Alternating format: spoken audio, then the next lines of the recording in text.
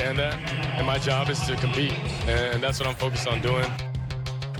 Then after social media ran with the quote insinuating that Gabriel was alluding to his fellow quarterback in Shedeur Sanders, Gabriel was asked about the quote post-game and clarified his comments.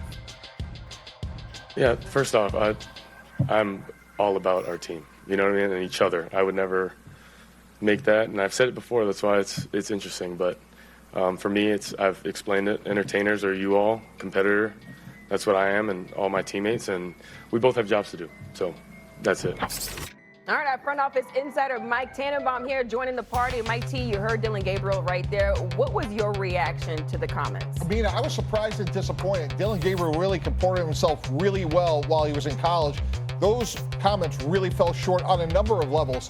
Look, as a GM, I would sit down and say, hey, your only job is to get better as a rookie quarterback. Worry about yourself and compliment your teammates, compliment your coaches. You shouldn't be talking about a teammate or the media, which he tried to clean up afterwards. So he's just trying to make the team. He had a pretty good start despite 2 turnovers. So that to me was a little bit out of character, and that is really unacceptable. I'm glad he tried to change things afterwards, but I'd be surprised if we heard him say anything close to that moving forward. Yeah, Stephen A., it got really messy on social media. People just assuming that Dillon Gabriel was talking about Shedeur Sanders. What was your reaction?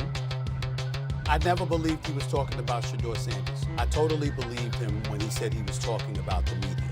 I want to get that out the way first. I don't think he was talking about Shedeur Sanders as well. I think when you heard the comparisons were emanating from the media more so than anybody else.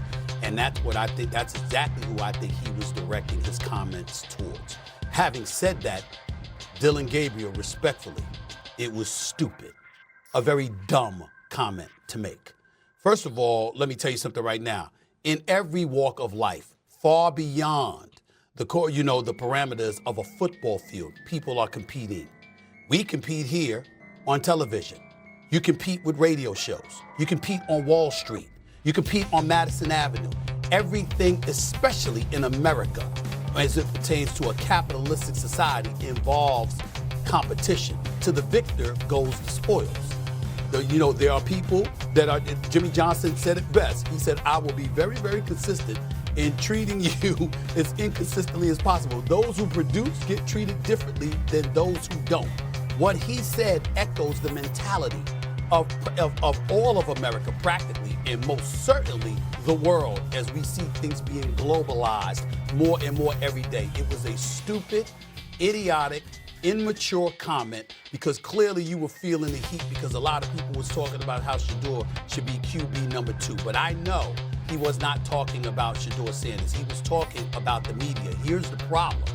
You've now heightened the level of scrutiny coming your way because the media, including myself, heard what you said. So in other words, it's entertainment. It's not competition, really. So when you go out there and you compete like trash, because you will have days when you look like that, we're going to remember those comments. And we're going to remember the shot that you took at the Fourth Estate, which is the media institution. Whether we like to or not, some of us will be kind, like myself, because we don't want to do that to you. Others will be merciless. But in the end, no one will be wrong because who instigated that fury against you? It would be you. Very, very idiotic and stupid for you to say what you said.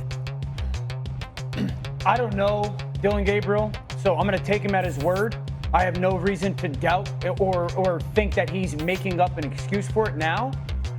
But the most important part of this, or the most important people who their thoughts or what their thoughts are Shedeur, one, and then the guys in the locker room, two. Because they may not believe it. So does Dillon go to Shedeur?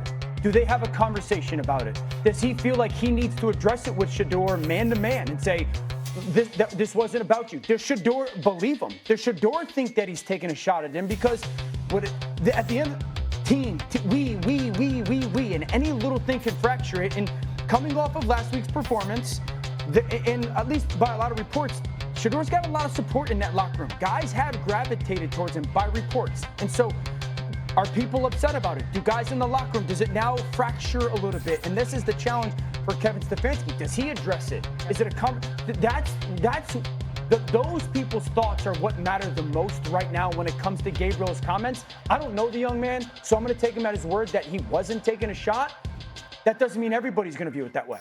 Yeah, Mike T, that's what I was thinking. Like, if you're Kevin Stefanski, do you address the situation because of how it's blown up over the weekend? I mean, absolutely. You have to be, solve these problems. And again, you're talking about two rookie quarterbacks here. They have to earn their way onto the roster. But that's totally unacceptable. Again, like when you're a rookie, it's all about, hey, I'm just happy to be here. I want to get coached. I want to get developed. The fact that even if he is, to Stephen A's point, calling out the media, what are you doing? You're a third-round pick. There's 4 quarterbacks. 99% of the league is going to keep 3.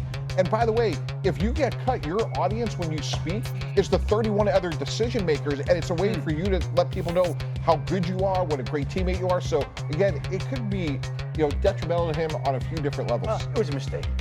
He wasn't talking about Shedeur Sanders. He came out right after the press conference or after that interview and clarified what he meant. Okay, so you're taking a shot at the media. Okay, fine. You're saying he could get cut, or if he were to get cut. The Browns are going to keep, I believe, 4 quarterbacks. So they're going to hold on to all of them. Dylan Gabriel is going to have a job in Cleveland. He's going to have a job in the NFL. But this is, again, a reflection of the tough spot that both quarterbacks are in. When 2 rookies come in, you're competing for your jobs all the time. Now you're competing against a fellow rookie. You're pitted up against each other. We could think of, as it came up this morning, the situation between, at one point in time, RG3 and Kirk Cousins. Sure. There's a natural competition in that room on top of all the other competition that creates a semi-awkward situation where it's not great for either guy. They're both playing well. That's the ultimate goal. The Browns come out ahead there. But in the long run, not everybody's going to be in Cleveland. Yeah. There's just not enough room for everybody, especially for a team with 2 first-round draft picks in 26. I think the other part, Adam, that and I appreciate where you're coming from, but I think the part that can't be ignored is the Shedeur Sanders element in terms of what would people have thought had he made that comment. We would, there's a mass audience out there who would have embraced it differently. And so even though I don't believe he was talking about Shedeur Sanders, Dan Orlovsky is taking him at his word. You echoed what his sentiments were, as obviously you believe him and what have you. It doesn't escape the fact that it invites just a level of scrutiny that can't be avoided. Had that been Shedeur Sanders who made that exact comment, it would have been taken completely differently. How much of a benefit of a doubt would he have gotten that he wasn't talking about Dylan Gabriel? How much would he have been excoriated for talking about the media that way? And so because of that, now you're going to look at people and they're going to say, okay, well, it wasn't him. He's the dude that went out there and played very, very well in his preseason debut. This guy, Dylan Gabriel, he still had good moments, 3rd down, 6 for 6. Completing his passes was impressive, had composure in the pocket, et cetera, et cetera. There was a lot of good things to say about Dylan Gabriel. But he threw shade on his own performance by showing he was paying attention to stuff he need not pay attention to. And yes, he's young, and yes, he should be forgiven, and yes, he'll overcome it if he has the skills to do so. But